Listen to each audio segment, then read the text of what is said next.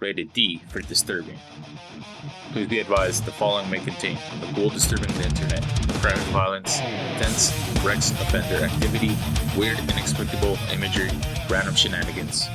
Gears 5 is bad. Hey, you glorious couch warriors, grab your gnashers, sharpen your chainsaw bayonets, and get ready to protect your tomatoes, because today we're wall bouncing through the blood-soaked, chainsaw-revving, locust-slaying world of Gears of War. This ain't just a video game franchise, it's a testosterone-fueled love letter to cover-based shooters, big guns, and blowing up alien monsters with a weapon that's half assault rifle, half Home Depot special. I'm just a ghoul disturbing the airwaves, and with this transmission, we're talking Gears of War, the Xbox juggernaut that made Marcus Phoenix a household name and turned the active reload into a religion. I'm going to break down the franchise's rise to glory, community's undying love, and the backlash that hit harder than the boomer's rocket. And we're going to be tackling the controversies that had people madder than a wretch in a blender. So if you're new here, hit that subscribe button, grab a Lancer, pop a Monster Energy drink, and let's begin wall bouncing. So what is Gears of War exactly? It's November 7th, 2006. The Xbox 360 and Epic Games drop a third-person shooter bombshell full of anabolic steroids.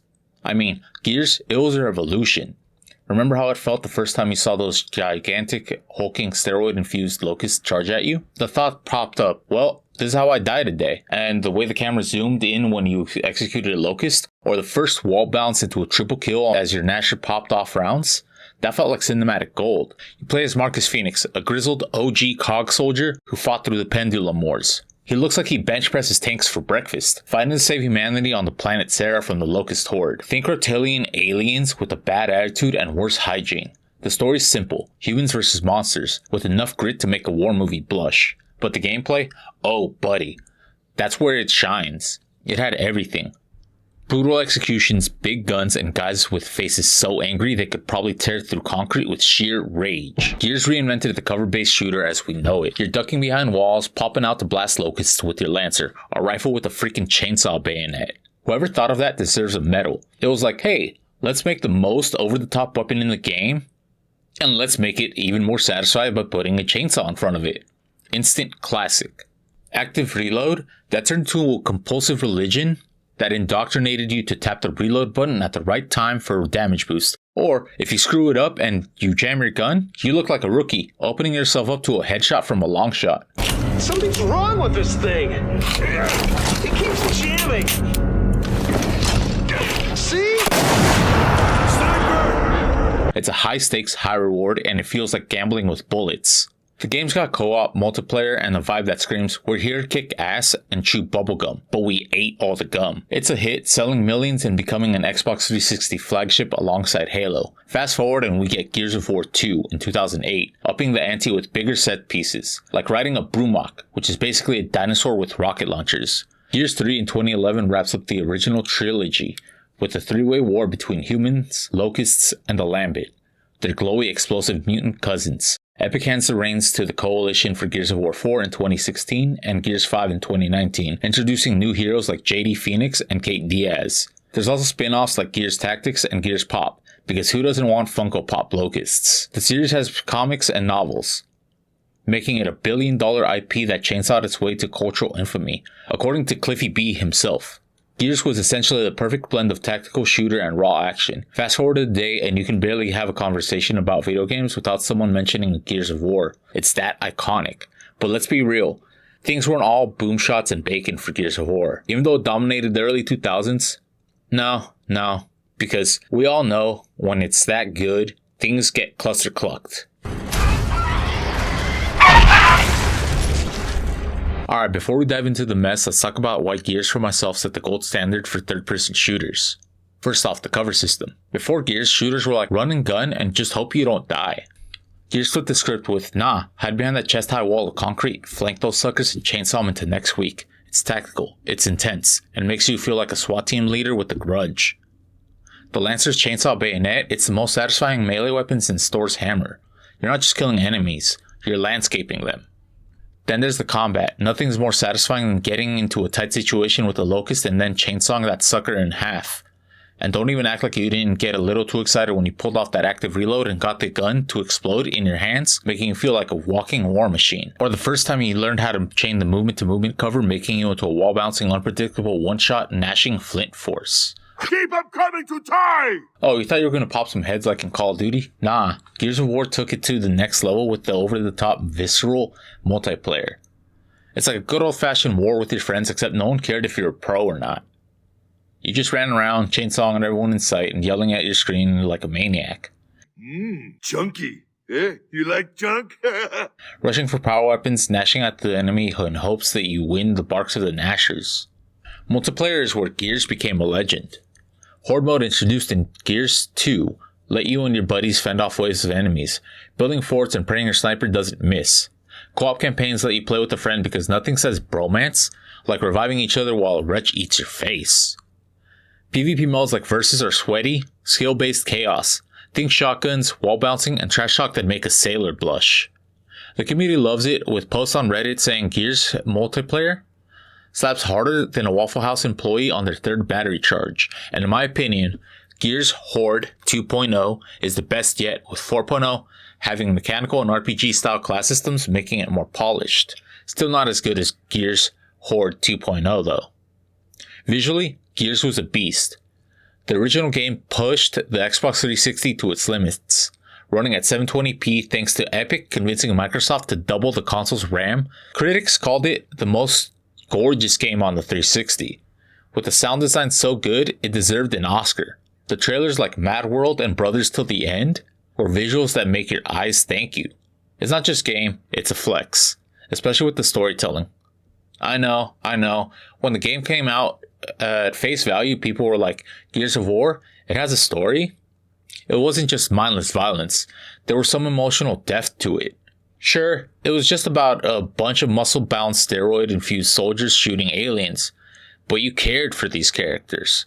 Marcus Phoenix, Dominic Santiago, Baird, the Coltrane, and Ty Caliso. They weren't just caricatures. These guys had their own issues, their own struggles, and their own bond.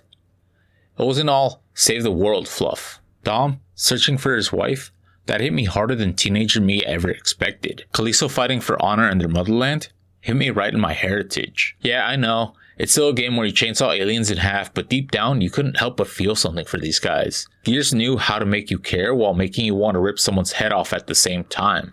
Like I said, it ain't all boom shots and bacon. Oh, bacon. Well, it hit a few speed bumps along the way. And by speed bumps, I mean giant craters filled with questionable decisions. The Gears community has thrown hands over plenty of issues, and they're not shy about it. Let's start with Gears of War Judgment in 2013. Fans called it a rushed cash grab, and the low point hitting its Call of Duty-inspired changes and lackluster story. The controls felt off, and making Baird the lead pissed off Marcus loyalists. Some fans lamented with its mediocre vibes, saying it fell off compared to the other campaigns. There's also the weapons and matchmaking balancing that I will touch lightly on for a brief moment, because it's been a hot topic and a sore spot for many Gears fans. It's widely known since the OG Gears of War that the Gnasher shotgun has been a broken staple for the Gears multiplayer. Even recently, the Gears Reloaded, it's got the Lancer that's a 50-50 chance of it being a straight laser beam or a pea shooter that will flip on you at the tilt of a hat. Power weapon balancing has been on the razor's edge of balanced or broken. Just take a look at the Gears 3 Hammer of Dawn. It was heavily used for being spam heavy and unbalanced. There's also the movement versus mechanics, as it's caused friction, as personally Gears of 4 and 5, they lack the weight. Compared to the original trilogy or the occasional, what the hell, why did I do 83% when I got stuck in cover? That line has been shouted in ranked matches more than I would like to admit. But that has come from the weapon tweaking and the sticky cover or teleporting issues with the cover system that players mess with for more speed and wall bouncing. The constant desync that leads to no reg shots. But granted, it's not exclusive to Gears. That can happen in any game, whether it's third-person shooter, first-person shooter, or even survival sandbox. There have also been atrocious matchmaking, as team balancing has led to one-sided stomp matches and no lobby dissolvents or rebalancing. Wait, I'm starting to get tunnel visioned. Let's get back on track and talk Gears 4 and 5. And oh boy, you know what they say, if it ain't broke, don't fix it. As they caught flack for straying from the OG's trilogy's gritty roots, because for some reason, Gears 4 thought it needed to reinvent itself in some strange and necessary ways. First off, the whole new protagonist thing. It's like they looked at Marcus Phoenix and said, you know, we need someone younger, fresher, you know, a new face for the next generation. And what we got was JD Phoenix.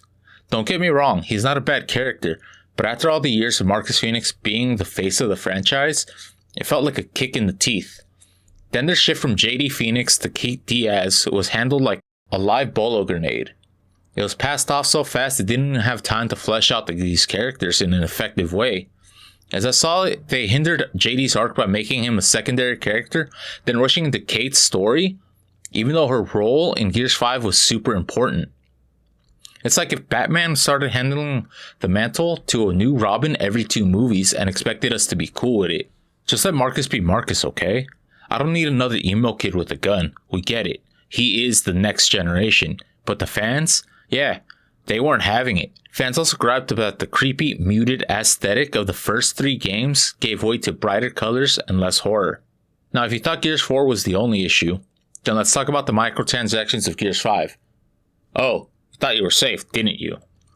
Everyone was like, it's just a cosmetic shop, no big deal. But then, slowly at first, they started adding things you had to buy if you wanted to stay competitive. Suddenly your cool skins weren't enough anymore, and you had to shell out for packs of crap just to look decent in-game. All of a sudden, it wasn't about enjoying the game. It was about getting your wallet out and paying for premium content. And that, my friends, is why the Scorchers came out. Honestly, if you were a fan of Gears, you probably started feeling like you were getting ripped off. Remember the whole play-to-win debacle? Yeah, no one was thrilled when they realized they had to grind for hours just to unlock skins that used to be free. Because why should you just get cool stuff for playing it when you can just pay for it instead, right? Hell, I remember the only pay-to-win stuff was from pre-orders. That aside from the in-game content came with sick customized Xbox with peripherals and posters. Or the whole like us on Facebook push they did for Aaron Griffin. Hey, somebody make me a sandwich. But even then, the players were divided as those were region or specific store pre-order bound. Oh, and don't get me started on the interactive loading screen from Gears 5. In Act 3, the story lost some of its edge. With Gears 5's semi-open world being boring and padded in my opinion, the Coalition's inexperience was a big sore spot. When Microsoft bought Gears from Epic in 2014, they handed it to Black Tusk, later the Coalition. A small studio that Rod Ferguson had to school on Gears lore like they were freshmen. The fanbase rips into Microsoft for picking an indie-type team, saying it led to mid-games and a dead franchise. Multiplayer woes didn't help. Gears 5 Horde mode launched glitchy and restrictive, and servers were ass. Content droughts with poor reward systems in Gears 4 and 5 had fans feeling neglected. We haven't even begun to dredge through the emotion fields. Gears has always been violent, chainsaws, headshots, and gore galore. When Gears 1 dropped, it was called the most violent game of its time, sparking debates about its M rating and gore. Some parents freaked out, but the community shrugged, saying it's aliens, not people, so chill the hell out. A gore filter in later games calmed some nerves, but purists scoffed at the censorship. The big culture war hit with Gears 5 and its female lead, Kate Diaz. Some fans cried woke pandering when the Coalition pushed for Kate as the protagonist.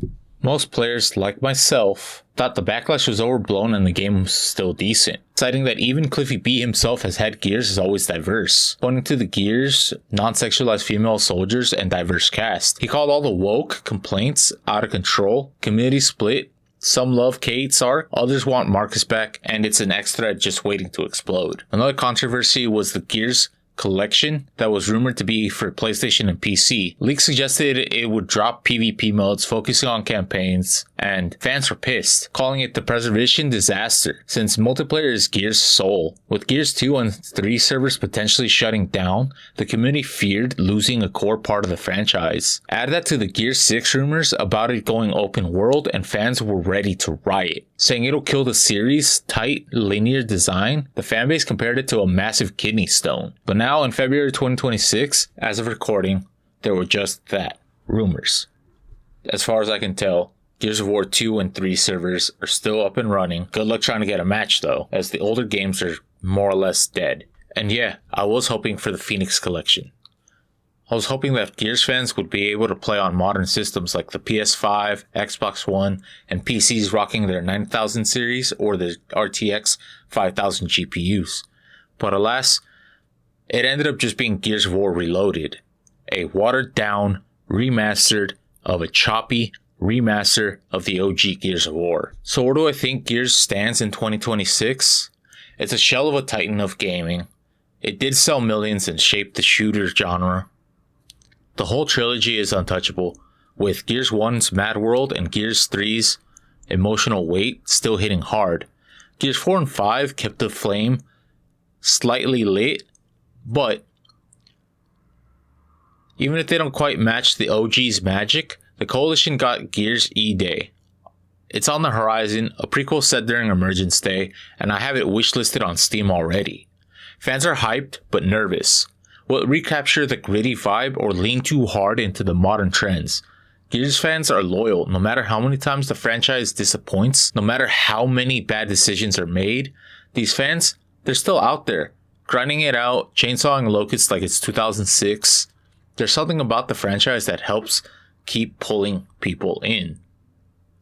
I mean, sure, they made a few questionable decisions. Okay. Maybe more than a few.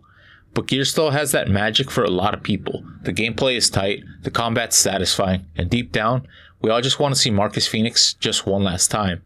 And hey, when they get it right, it's amazing. But when they get it wrong, man, you can hear the community's rage echoing through the internet. Reddit threads, Twitter rants, people losing their minds because Epic Games sold the rights to the Gears to the Coalition. The whole who owns Gears now situation is just awkward. And they decided to do remaster of a remaster of a remaster again. And fans were like, great, another $20 out of my pocket. This is going to be fantastic. So yeah, Gears of War has been a roller coaster. It's had its highs, some of the best gameplay moments in gaming history, but it's also had its lows. The controversy, the broken promises, and the microtransactions, yeah, not so great. But like any loyal fan base, we keep coming back because at the end of the day, there's something about those big guns, chainsaw kills, and angry sweaty meatheads yelling about war and tomatoes that just make you feel right at home. Who knows what's next for Gears of War? Maybe they'll get it together and come out with a game that blows our minds. Or maybe it'll be another cash grab. Whatever happens though, one thing's for sure. Gears of War isn't going anywhere. It might not always get it right, but it always finds a way to make us care again. So go ahead, grab your Lancer, chain some Locusts, and let's hope that the next Gears is better than the last one. And remember folks, Gears of War might frustrate the hell out of you, but damn, if it isn't just fun. Oh shit! Did I get blood on my gators? Alright, Disturbed Ghoul signing out. Like, subscribe, and let me know in the comments if you're still waiting for the perfect Gears game, or if you've already given up and started playing something else. Just, please, for the sake of all that is Arrow, don't ask me if I have any food or potions, as I'll be thrown into a fit of rage. Your health is low. Do you have any potions or food?